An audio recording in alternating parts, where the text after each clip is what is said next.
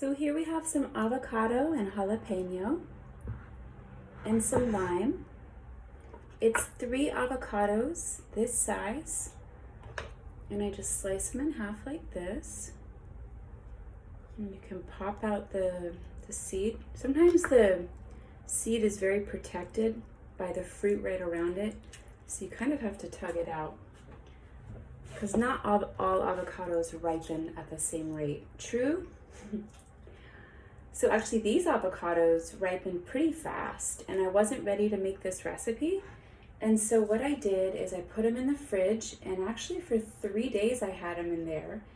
And luckily today they're still mostly all really good. There was just a few brown spots, but no, this is a little harder than some of them. So I'm just kind of having to carve it out, but yeah. So I'm just getting the rest of the avocado in, and then I'm going to mix it up and add a little salt, a little black pepper, and some cayenne. And then I'm gonna have it with some chips.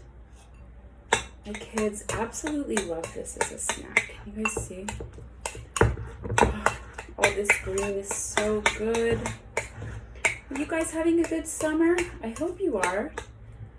I haven't really been doing enough trips that I want to go explore the area. I've just been pretty much busy with school and getting used to having no schedule during the summer. So, all right, this is what it looks like now.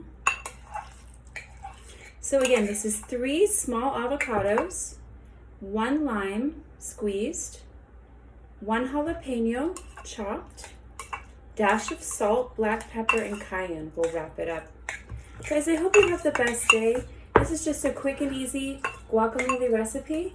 I didn't have any cilantro today, but I would always add cilantro if I had it. So I hope you're having an amazing day, and I look forward to sharing more amazing videos with you in the future.